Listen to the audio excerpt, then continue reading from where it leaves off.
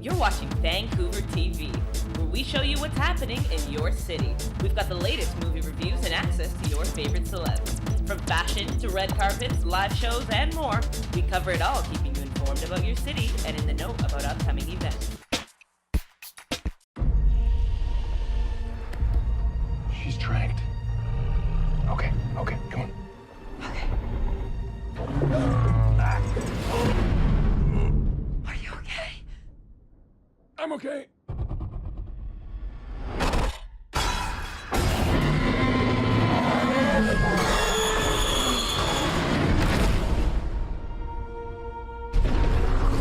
How many can you save? 11 species. Blue is the last of her kind. You'll never capture her. We thought you might know someone who could help.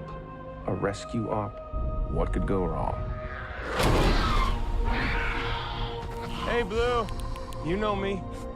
Come with me. You know you can't stay here. Pack your men up right now.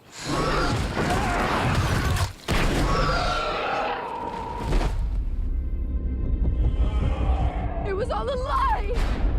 The man who proved raptors can follow orders. You never thought how many millions a trained predator might be worth? They're gonna sell them. Not Blue.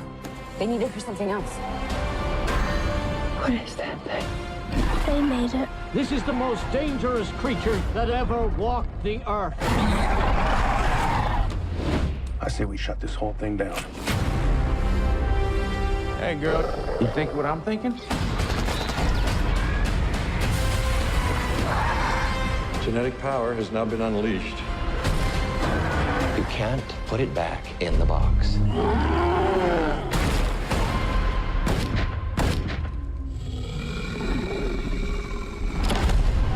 Blue! If I don't make it back, remember you're the one who made me come here. I'll be all right. These creatures were here before us. And if we're not careful, they're gonna be here after. Welcome to Jurassic World.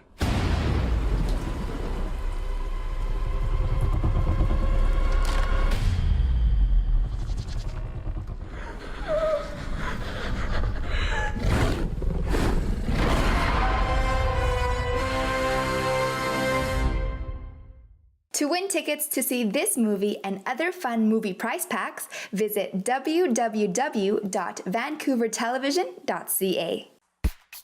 Hey there, VTV viewers. Thanks for joining us on another episode of Vancouver Television. Today, we're here at the University of British Columbia, UBC, at the AMC Student Nest here for the second annual Blockathon. So what we're doing here is we're gathering together with the organizers here that are holding this blockchain event to do social good. And this year's theme is to provide digital identity for the downtown East Side homeless community. So this is a very important event. There's a lot of different academics here involved in this event, trying to find the best solution to create an app to allow these people to have a digital identity. So stay tuned. We've got a great little segment planned for you, and they're going to explain exactly what's happening today here at this blockchain event.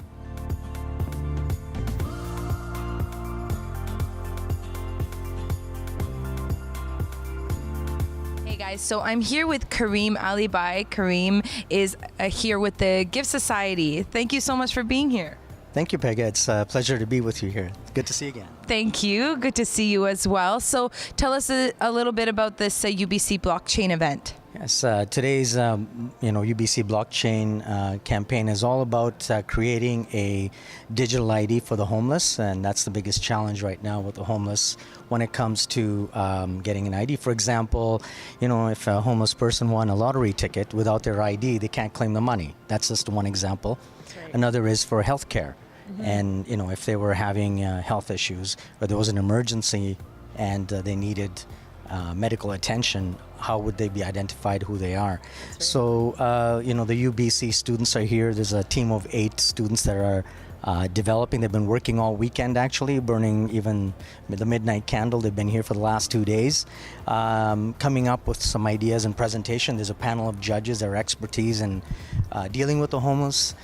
Constance, if you remember from the downtown East Side Market, is also here. She's one of the panel judges as well.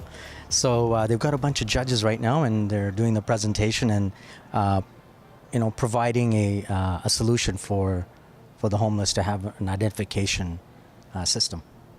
That's wonderful. That's a very important topic to be covering today. So thank you so much for explaining that to our viewers.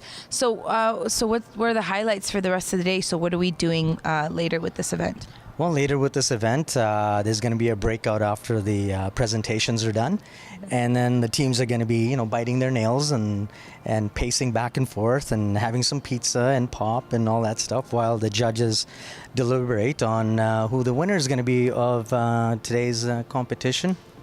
Was brought forward a ID solution for the homeless to going digital. An overview of the content, so we'll be going over the problem statement, then we will briefly describe our solution, then we will go into the social, data, and technical layer, and then we will conclude. So the problem statement right now that we have found is that there is no system for accessing medical services or government records for the homeless population. This is because they don't have access to government IDs, or if they have access to them, they lose it. Yeah.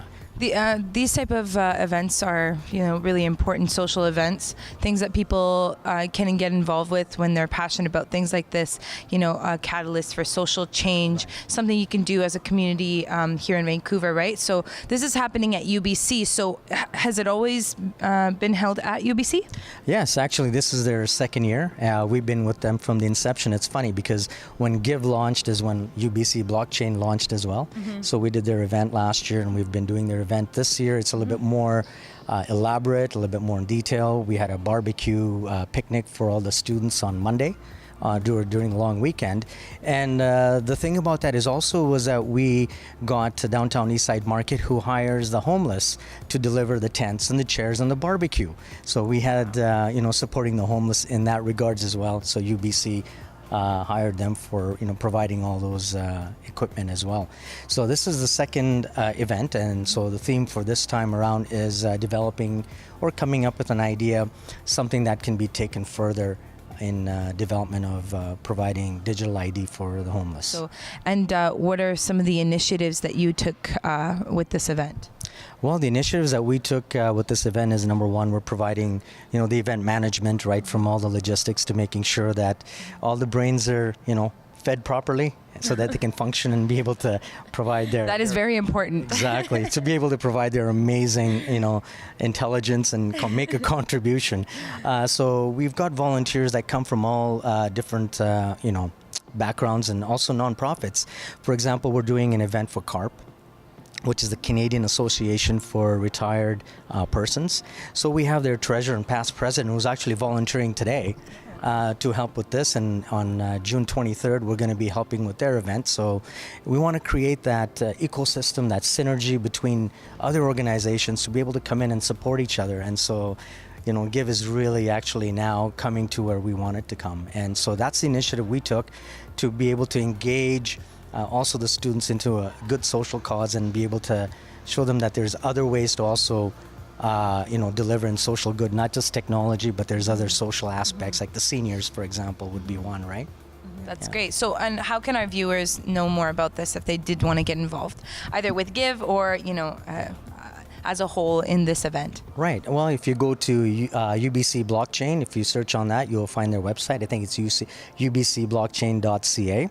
And you can find out more about the initiatives and the social good cause that they do all the time, providing leading technology and also creating leadership. And that's what GIVE is about as well, is creating leaders. And here we are in the forefront with students who are providing or coming up with some solutions that are challenges of today's society, and especially with the homeless. Mm-hmm. So being at the leading edge of that social aspect with technology coming in regards to that as well. Definitely leading edge innovations here, especially because we all we all find it, kind of helpless. Sometimes we blame the government, we blame, the system and this and that. But there are ways that we can get involved, and these students are doing that. And, the homeless situation, especially the homelessness that we experience here in Vancouver, there's so many different programs that you can get involved with in order to help make a change, and the blockchain event is one of them. So you guys stay tuned. We're going to hear more from the people that are involved in this event, and we're going to check out some of the things that are happening here at UBC. People have mental health issues, and 38% have physical health issues. And we have to remember that a lot of these people, all of them, are just like you and I. They have hopes, dreams, goals, and desires. And with that in mind, first of all, in order to kind of tackle this problem, we need to look at, who are the key players, to solving the situation. Because this is not just a problem that, relates to, homeless people. You and I, are affected by this, taxpayers and also the government. Hey guys, we're here with Professor Victoria Lemieux. So nice of you to stop to talk to me. How are you doing? I'm great. Thank you for being here. We really appreciate it. Of course, my pleasure. It's something that I'm very passionate about. So could you please tell me a little bit about how the School of UBC is involved and how you're involved in this blockchain event? Sure. Well, about a little over a year ago, we founded Blockchain at UBC. Which is an education and research cluster that's focused on this new technology, blockchain. You might know it through Bitcoin, cryptocurrencies, but it's more than that. It really is a technology that is about distributing power and social transformation. And so that's why we do our social good blockathon. This is the second one we've done. And this year's blockathon is focused on identity for the downtown east side homeless population. Wow, amazing. So there's different subjects when you guys do these blockathons, and this time it's about providing the digital identity for our homeless population. Wow, that's amazing. So explain to me how that works with this this technology. Right. So the idea behind a blockchain is that it's both immutable, and so you can't change the record. So the way that it works is through some fancy cryptography in part, and that makes it be trustable on one level, but also it's a distributed ledger. So that means instead of like one ledger, where you used to have the old ledger books and you just wrote it down in one ledger, it's like those were distributed all over the world in some cases. So for example, the big Ethereum public network, there are between 20 and 30,000 different nodes all over the world. So it's very difficult to, like, if I changed one entry, I'd have to run around and change 30,000 versions of that. So that makes it highly trustworthy, and that's why it's a good solution for potentially for identity. So we're exploring that, the pros, the cons, and seeing if we can actually provide services to the homeless population, help improve their lives through this technology. That's wonderful. Thank you so much for explaining that. And what do you teach here at UBC? I teach archival science, and it really is the science underpinning record keeping. So it's all about long-term preservation of trusted records. So we fight fake news. That's what you can think about when you think about archival science. And it's a little known science, but guess what? When you're talking about a distributed ledger like the blockchain, it's the perfect science for that. But we have 27 faculty involved across all disciplines at Blockchain at UBC. So from computer science and engineering to business to law, of course, to archival science, forestry, beyond. And the students also represent multiple disciplines. We really believe that this technology has to be looked at through a social lens. So we have our students that are involved in political science and business, a data records lens, our archival science faculty and students, and also the technical lens, engineering, computer science. Wow. That's great. So then you get this whole rounded approach to it, the social aspects, the psychological aspects, and having an identity is very important in our day and age. So this is such an amazing and inspiring innovation. So thank you so much for talking to us. Yeah, you're welcome. Thanks for being here. Hey guys, I'm here with Chelsea Palmer with cool blue hair. And she is in charge of the operations here at the Blockathon. Please tell our viewers what that entails, Chelsea. Well, essentially, it entailed when we first got here, just kind of making sure all the teams had what they needed to do their best. Hackathons are already really kind of a challenge, and blockchain hackathons are even more so, as this technology is super new. So making sure that they have mentors regularly stopping in who are not just on the technical side, but on the implementation side, especially for social good services in the downtown east side, to make sure we're thinking of every aspect of this problem so that these could actually be implemented as solutions. So you say we, but really it's all you, right? Oh, no, I've actually got an awesome team here, and we got some cool volunteers, but it's a lot of running around, but it's fun running around. Good. So, and then you were calling it a hackathon. That's the same as a blockathon, yes? Yeah, a blockathon, I think we have coined that term maybe. This is the second UBC blockathon, and it's just basically a blockchain-focused hackathon. And since blockchain technology is really advanced, most hackathons, you can just code something together and then you have a phone app. With this, it's a lot more thinking about the big picture and seeing how would we even do this in the real world. Wow. And so how was this inspired? Was it a bunch of students talking about it, students and professors talking about it?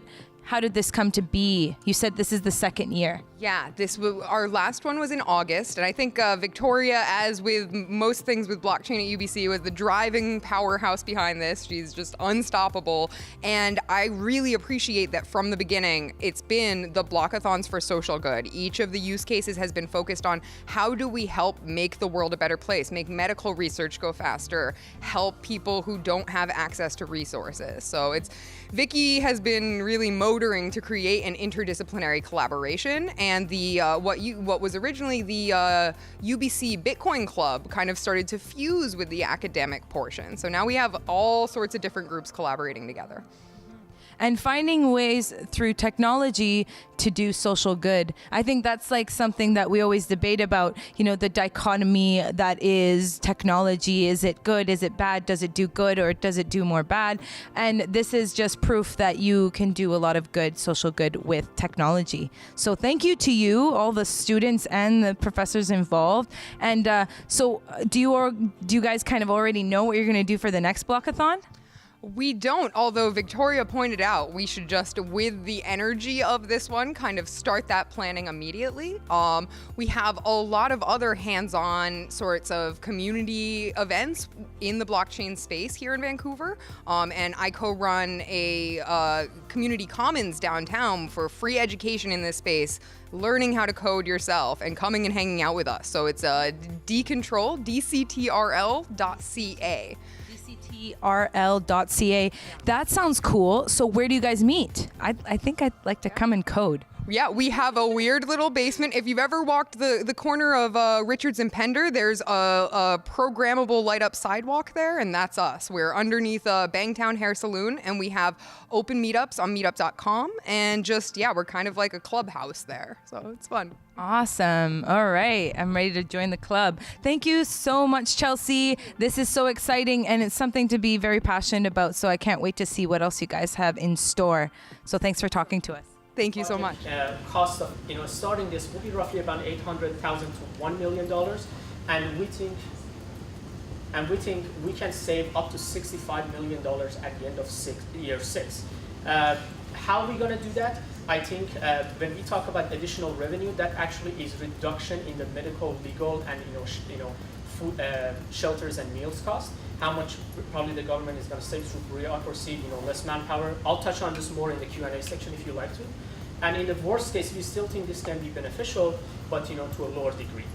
And finally, future and contribution before we go to the demo.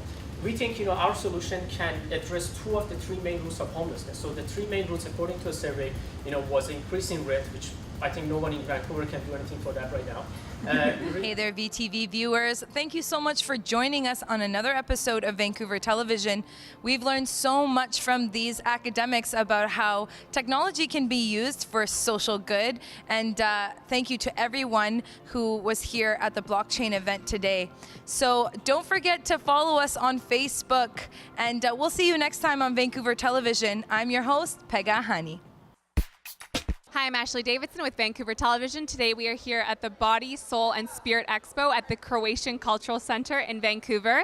We are so excited to be here and check out all the fun stuff. I see lots of psychic readers, henna, and lots of great stuff. So let's go check it out.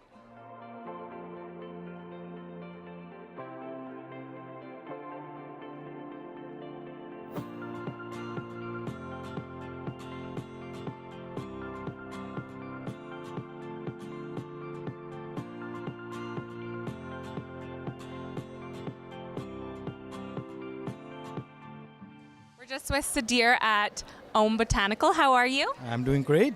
Wonderful. Good. So you have a skincare line?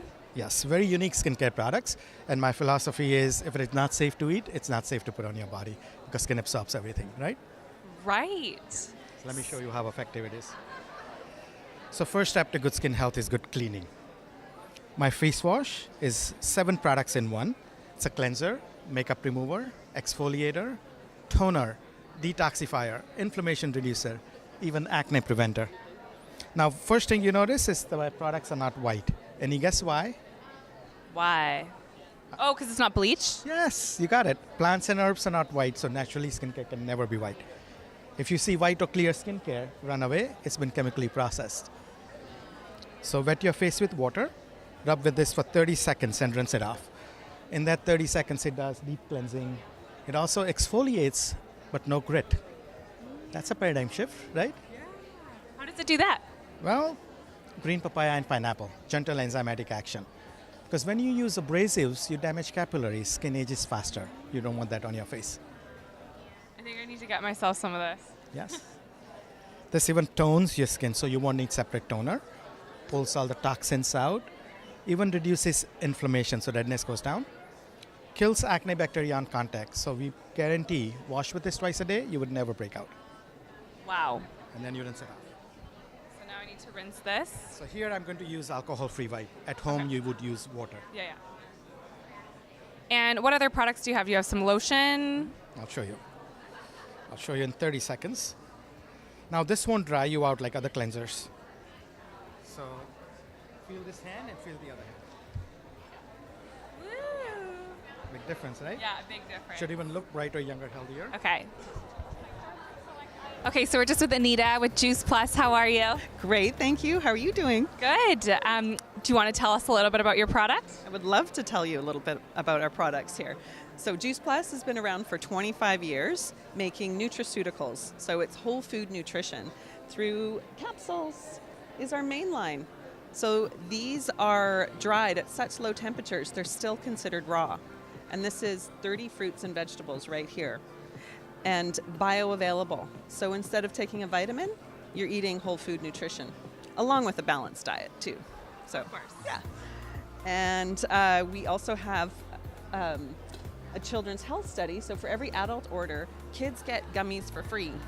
Wow. Yeah. So this is a really exciting opportunity for people. They look yummy. They are so yummy. In fact, I eat them all the time. I know, right? I would too. And I tried your shake, your chocolate shake. Yeah, so this, again, whole food nutrition here. It adds another 12 plants to your daily intake to have a shake. Wow. And we have chocolate and vanilla. And all right, so we're just with Shalora Fitzgerald. How are you? Oh, I'm so happy to meet you. I know, I'm so happy to meet you. So we actually just did a reading, but we're just going to talk a little bit about your services that you offer. Okay. So what is the company called? Your well, company. My company is called Epiphany Life Purpose Consulting. But I am a registered clinical counselor. I've worked with thousands of people all over the world, helping them find their life purpose and get their lives on purpose so that they can fulfill what's in their fingerprints as their soul's agenda. Okay? It's actually written in there before you're born. Fingerprints don't change, they're unique. There's 4 basic kinds, but I'm trained by the International Institute of Hand Analysis to decode that code, and then in your palm are all the gifts that you've been given to help you fulfill that purpose.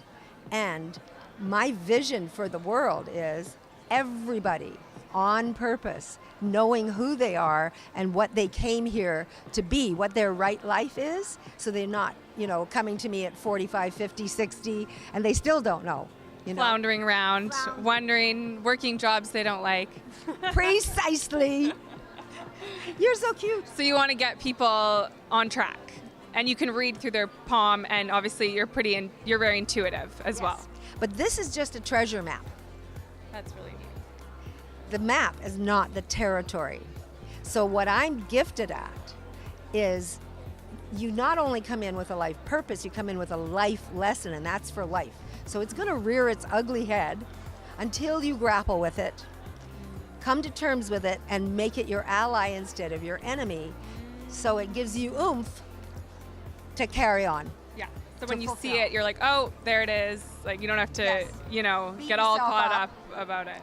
But if it's your friend, like I said in the reading, the pain or the struggle that you've been through is where your power is.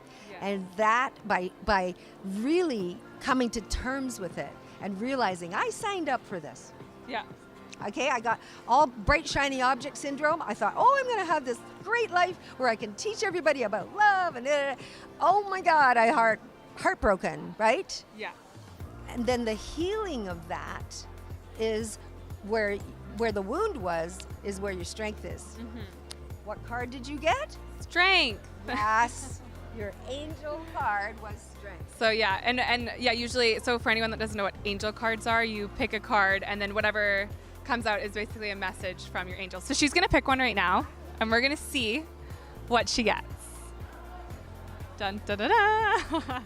Clarity. Clarity. So getting clear on your purpose. And your message that you want to get out to the world. Because if you keep your gifts to yourself and you don't own your power. Thanks for watching Vancouver Television. Again, I am Ashley Davidson. Until next time.